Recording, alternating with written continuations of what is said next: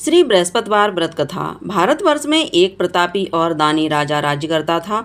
वह नित्य गरीबों और ब्राह्मणों की सहायता करता था। यह सब बातें उसकी रानी को अच्छी नहीं लगती थी। वह ना ही गरीबों को दान देती और ना ही भगवान का पूजन करती थी, और राजा को भी दान देने से मना किया करती थी। एक दिन राजा शिकार खेलने वन को गए हुए थे, तो रानी महल में अकेली थी। उसी समय बृहस्पति देव साधु के वेश में राजा के महल में भिक्षा मांगने के लिए गए और भिक्षा मांगी। रानी ने भिक्षा देने से इनकार कर दिया और कहा, हे साधु महाराज, मैं तो इस दान पुण्य से तंग आ गई हूँ। मेरा पति सारा धन लुटाता रहता है। मेरी इच्छा है कि हमारा धन नष्ट हो जाए, फिर न रहेगा बांस न बजेगी बांसुरी। साधु ने कहा, देवी, तुम तो बड़ी विचित्र हो। धन संतान तो सभी चाहते हैं, पुत्र और लक्ष्मी तो पापी के घर भी होने चाहिए। यदि तुम्हारे पास अधिक धन है तो भूखों को भोजन दो, प्यासों के लिए प्याऊ बनवाओ, मुसाफिरों के लिए धर्मशालाएं खुलवाओ। जो निर्धन अपनी कुंवारी कन्याओं का विवाह नहीं कर सकते, उनका विवाह करा दो। ऐसे और कई काम हैं जिनके करने से तुम्हारा यश लोक परलोक में फैलेगा। परंतु रानी पर उपदेश का कोई प्रभाव नहीं पड़ा।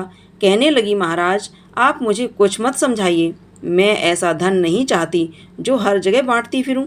साधु ने उत्तर दिया कि यदि तुम्हारी ऐसी ही इच्छा है तो तथास्तु। तुम ऐसा करना कि बृहस्पतिवार को घर लीपकर पीली मिट्टी से अपना सिर धोकर स्नान करना, भट्टी चढ़ाकर कपड़े धोना। ऐसा करने से आपका सारा धन नष्ट हो जाएगा। इतना कहकर वह साधु महाराज वहाँ से अलोप हो गए। साधु के कहे अनुसार बातों को पूरा करते करते रानी को केवल 3 बृहस्पतिवार ही बीते थे कि उसकी समस्त धन संपत्ति नष्ट हो गई। अब भोजन के लिए राजा का परिवार तरसने लगा। एक दिन राजा ने रानी से कहा, हे रानी, तुम यहीं रहो, मैं दूसरे देश को जाता हूँ, क्योंकि यहाँ पर सभी लोग मुझे जानते हैं, इसलिए मैं कोई छोटा काम नहीं कर सकता। ऐसा कहकर राजा परदेश चला गया। वह वहाँ जंगल में जाता, लकड़ी काट कर लाता और शहर में बेचता। इस तरह से वह अपना जीवन व्यतीत करने लगा। इधर राजा के परदेश जाते ही रानी और दासी दुखी रहने लगी। एक बार जब रानी और दासी को 7 दिन बिना भोजन के रहना पड़ा, तो रानी ने अपनी दासी से कहा, हे दासी, पास ही के नगर में मेरी बहन रहती है, वह बड़ी धनवान है। तू उसके पास जा और कुछ ले आ, ताकि थोड़ी बहुत गुजर बसर हो जाए। दासी रानी की बहन के पास गई। उस दिन गुरुवार था और रानी की बहन उस समय बृहस्पतिवार व्रत की कथा सुन रही थी। दासी ने रानी की बहन को अपनी रानी का संदेश दिया, लेकिन रानी की बहन ने कोई उत्तर नहीं दिया। जब दासी को रानी की बहन से कोई उत्तर नहीं मिला, तब वह बहुत दुखी हुई। उसे क्रोध भी आया। दासी ने वापस आकर रानी को सारी बात बता दी। सुनकर रानी ने अपने भाग्य को कोसा। उधर रानी की बड़ी बहन ने सोचा कि मेरी बहन की दासी आई थी, परंतु मैं उससे नहीं बोली, इससे वह बहुत दुखी हुई होगी। कथा सुनकर और पूजन समाप्त करके वह अपनी बहन के घर आई और कहने लगी, हे बहन, मैं बृहस्पतिवार का व्रत कर रही थी। तुम्हारी दासी मेरे घर आई थी, परंतु जब तक कथा होती है तब तक ना तो उठते हैं और ना ही बोलते हैं, इसलिए मैं नहीं बोली। कहो दासी, क्यों गई थी? रानी बोली, बहन, तुमसे क्या छिपाऊं, हमारे घर में खाने तक को अनाज नहीं था। ऐसा कहते कहते रानी की आंखें भर आईं। उसने दासी समेत पिछले 7 दिनों से भूखे रहने की बात अपनी बहन को विस्तार पूर्वक सुना दी। रानी की बहन बोली, देखो बहन, भगवान बृहस्पति देव सबकी मनोकामना पूर्ण करते हैं। देखो, शायद तुम्हारे घर में अनाज रखा हो। पहले तो रानी को विश्वास नहीं हुआ, पर बहन के आग्रह करने पर उसने अपनी दासी को घर के अंदर भेजा, तो उसे सचमुच अनाज से भरा हुआ एक घड़ा मिल गया। यह देखकर दासी को बड़ी हैरानी हुई। दासी रानी से कहने लगी, हे रानी, जब हमको भोजन नहीं मिलता तो हम व्रत ही तो करते हैं, इसलिए क्यों न इनसे व्रत की कथा और विधि पूछ ली जाए, ताकि हम भी व्रत कर सकें। तब रानी ने अपनी बहन से बृहस्पतिवार व्रत के बारे में पूछा। उसकी बहन ने बताया, बृहस्पतिवार के व्रत में चने की दाल और मुनक्का से भगवान विष्णु का केले की जड़ में पूजन करें, दीपक जलाएं, व्रत कथा सुनें और पीला भोजन ही करें। इससे बृहस्पति देव प्रसन्न होते हैं। व्रत और पूजन विधि बताकर रानी की बहन अपने घर को लौट आई। 7 दिन बाद जब गुरुवार आया तो रानी और दासी ने व्रत रखा। गुड़साल में जाकर चना गुड़ लेकर आई, फिर उससे केले की जड़ तथा विष्णु भगवान का पूजन किया। अब पीला भोजन कहाँ से आए, इस बात को लेकर दोनों बहुत दुखी थे। क्योंकि उन्होंने व्रत रखा था, इसलिए बृहस्पति देव उनसे प्रसन्न थे। इसलिए वे एक साधारण व्यक्ति का रूप धारण कर 2 थालों में सुंदर पीला भोजन दासी को दे गए। भोजन पाकर दासी प्रसन्न हुई और फिर रानी के साथ मिलकर भोजन ग्रहण किया। उसके बाद वे सभी गुरुवार को व्रत और पूजन करने लगीं। बृहस्पति भगवान की कृपा से उनके पास फिर से धन संपत्ति आ गई, परंतु रानी फिर से पहले की तरह आलस्य करने लगी। तब दासी बोली, देखो रानी, तुम पहले भी इस प्रकार आलस्य करती थी, तुम्हें धन रखने में कष्ट होता था, इस कारण सभी धन नष्ट हो गया, और अब जब भगवान बृहस्पति देव की कृपा से धन मिला है तो तुम्हें फिर से आलस्य होता है। रानी को समझाते हुए दासी कहती है कि बड़ी मुसीबतों के बाद हमने यह धन पाया है, इसलिए हमें दान पुण्य करना चाहिए, भूखे मनुष्यों को भोजन कराना चाहिए और धन को शुभ कार्यों में खर्च करना चाहिए, जिससे तुम्हारे कुल का यश बढ़ेगा, स्वर्ग की प्राप्ति होगी और पितर प्रसन्न होंगे। दासी की बात मानकर रानी अपना धन शुभ कार्यों में खर्च करने लगी, जिससे पूरे नगर में उसका यश फैलने लगा। उधर वह राजा एक दिन दुखी होकर जंगल में पेड़ के नीचे आसन जमाकर बैठ गया। वह अपनी दशा को याद करके व्याकुल होने लगा। बृहस्पतिवार का दिन था। एकाएक उसने देखा कि निर्जन वन में एक साधु प्रकट हुए। वह साधु वेश में सब स्वयं बृहस्पति देव थे। लकड़हारे के सामने आकर बोले, हे लकड़हारे, इस सुनसान जंगल में तू चिंतामग्न क्यों बैठा है? लकड़हारे ने दोनों हाथ जोड़कर प्रणाम किया और उत्तर दिया, महात्मा जी, आप सब कुछ जानते हैं, मैं क्या कहूँ। यह कहकर वह रोने लगा और साधु को अपनी आत्मकथा सुनाई। महाराज जी ने कहा, तुम्हारी स्त्री ने बृहस्पतिवार के दिन बृहस्पति भगवान का निरादर किया है, जिसके कारण रुष्ट होकर उन्होंने तुम्हारी ये दशा कर दी। अब तुम चिंता दूर करके मेरे कहने पर चलो तो तुम्हारे सभी कष्ट दूर हो जाएंगे और भगवान पहले से भी अधिक संपत्ति देंगे। तुम बृहस्पति के दिन कथा किया करो। 2 पैसे के चने मुनक्का लाकर उनका प्रसाद बनाओ और शुद्ध जल से लोटे में शक्कर मिलाकर अमृत तैयार करो। कथा के पश्चात अपने सारे परिवार और सुनने वाले प्रेमियों में अमृत और प्रसाद बांटकर आप भी ग्रहण किया करो।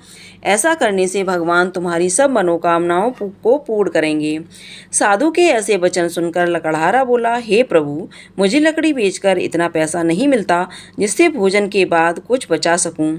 मैंने रात में अपनी रानी को व्याकुल देखा है, मेरे पास कुछ भी नहीं है जिससे मैं उसकी खबर मंगा सकूं। साधु ने कहा, हे लकड़हारे, तुम किसी बात की चिंता मत करो। बृहस्पतिवार के दिन तुम रोजाना की तरह लकड़ियां लेकर शहर को जाओ। तुमको रोज से दुगना धन प्राप्त होगा, जिससे तुम भली भांति भोजन कर लोगे। बृहस्पति देव की पूजा का सामान भी आ जाएगा। इतना कहकर साधु अंतर्ध्यान हो गए। धीरे धीरे समय बीतने पर फिर वही बृहस्पतिवार का दिन आया। लकड़हारा जंगल से लकड़ी काटकर किसी शहर में बेचने गया। उसे उस दिन से अधिक पैसा मिला। राजा ने चना गुड़ आदि लाकर गुरुवार का व्रत किया। उस दिन से उसके सभी कलेश दूर हुए, परंतु जब दोबारा गुरुवार का दिन आया तो बृहस्पतिवार का व्रत करना भूल गया। इस कारण बृहस्पति भगवान नाराज हो गए। उस दिन उस नगर के राजा ने विशाल यज्ञ का आयोजन किया था और शहर में यह घोषणा करा दी कि कोई भी मनुष्य अपने घर में भोजन न बनाए, न आग जलाए। समस्त जनता मेरे यहाँ भोजन करने आए। इस आज्ञा को जो न मानेगा उसे फांसी की सजा दी जाएगी। इस तरह की घोषणा संपूर्ण नगर में करवा दी गई। राजा की आज्ञा अनुसार शहर के सभी लोग भोजन करने गए, लेकिन लकड़हारा कुछ देर से पहुंचा, इसलिए राजा उसको अपने साथ घर लेवा ले गए और ले जाकर भोजन करा रहे थे तो रानी की दृष्टि उस खूंटी पर पड़ी जिस पर उसका हार लटका हुआ था। वह वहां पर दिखाई नहीं दिया। रानी ने निश्चय किया कि मेरा हार इसी मनुष्य ने चुरा लिया है। उसी समय सिपाहियों को बुलाकर उसको कारागार में डलवा दिया। जब लकड़हारा कारागार में पड़ गया और बहुत दुखी होकर विचार करने लगा कि न जाने कौन से पूर्व जन्म के कर्म से मुझे यह दुख प्राप्त हुआ है, और उसी साधु को याद करने लगा जो कि जंगल में मिला था। उसी समय तत्काल बृहस्पति देव साधु के रूप में प्रकट हुए और उसकी दशा को देखकर कहने लगे, अरे मूर्ख, तूने बृहस्पति देव की कथा नहीं करी, इस कारण तुझे यह दुख प्राप्त हुआ है। अब चिंता मत कर, बृहस्पतिवार के दिन कारागार के दरवाजे पर 4 पैसे पड़े मिलेंगे, उनसे तू बृहस्पति देव की पूजा करना, तेरे सभी कष्ट दूर हो जाएंगे। बृहस्पतिवार के दिन उसे 4 पैसे मिले। लकड़हारे ने कथा कही। उसी रात को बृहस्पति देव ने उस नगर के राजा को स्वप्न में कहा, हे राजा, तुमने जिस आदमी को कारागार में बंद कर दिया है वह निर्दोष है, वह राजा है, उसे छोड़ देना। रानी का हार उसी खूंटी पर लटका है, अगर तू ऐसा नहीं करेगा तो मैं तेरे राज्य को नष्ट कर दूंगा। इस तरह रात्रि के स्वप्नों को देखकर राजा प्रातःकाल उठा और खूंटी पर हार देखकर लकड़हारे को बुलाकर क्षमा मांगी और लकड़हारे को योग्य सुंदर वस्त्र आभूषण देकर विदा कर दिया।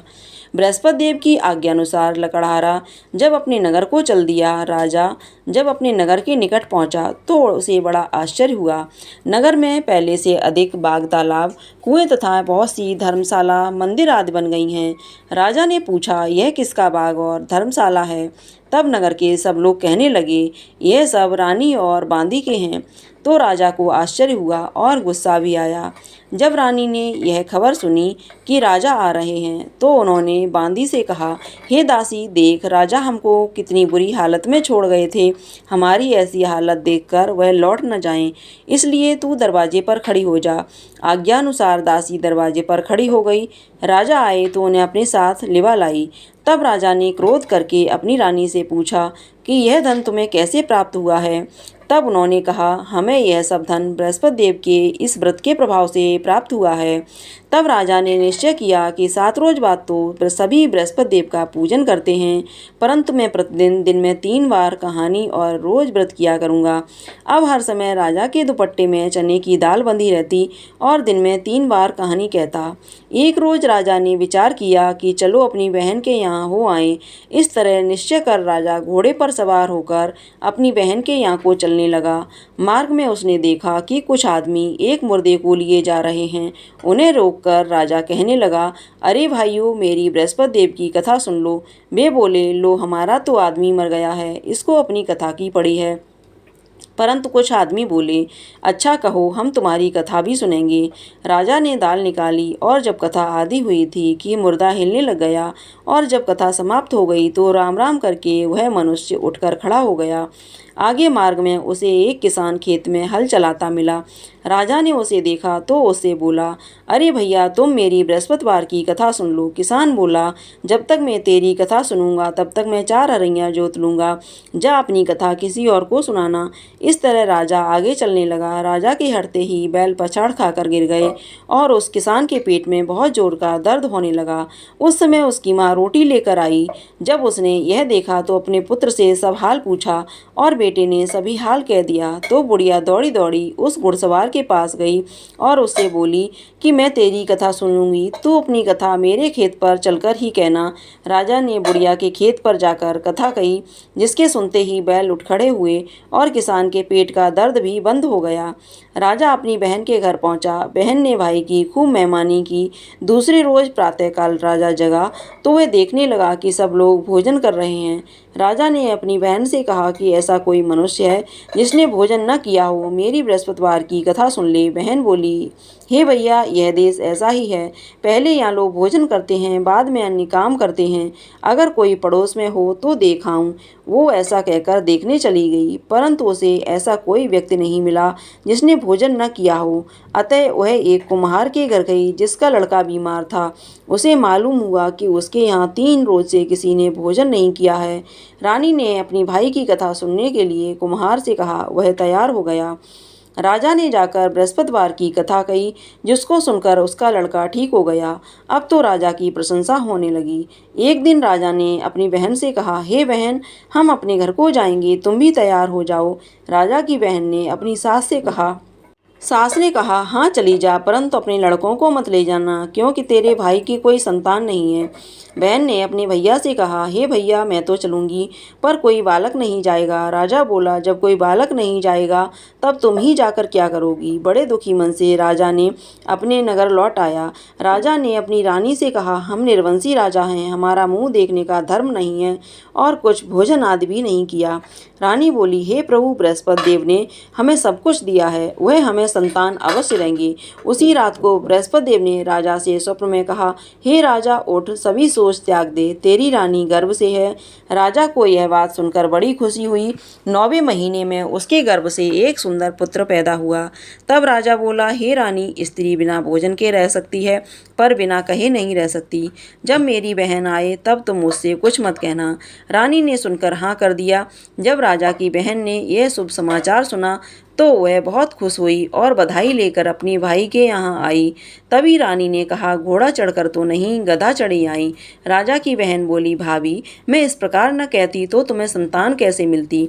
बृहस्पति देव ऐसे ही हैं, जैसी जिसके मन में कामनाएं हैं सभी को पूर्ण करते हैं। जो सद्भावना पूर्वक बृहस्पतिवार का व्रत करता है एवं कथा पढ़ता है अथवा सुनता है, दूसरों को सुनाता है, बृहस्पति देव उसकी सभी मनोकामनाएं पूर्ण करते हैं। प्रेम से बोलिए, बृहस्पति देव की जय, विष्णु भगवान की जय। ओम जय बृहस्पति देवा, स्वामी जय बृहस्पति देवा।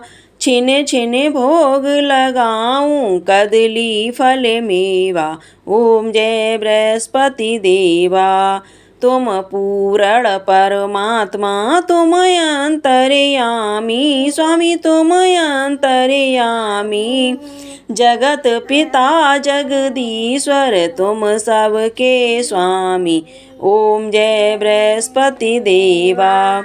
चरणामृत निज निर्मल, सब पातक हरता, स्वामी सब पातक हरता।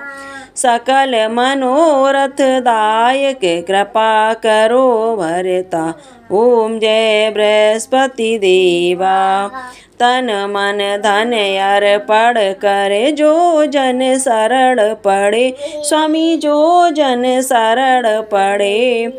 प्रभु प्रकट तब हो कर, या कर द्वार खड़े। ओम जय बृहस्पति देवा।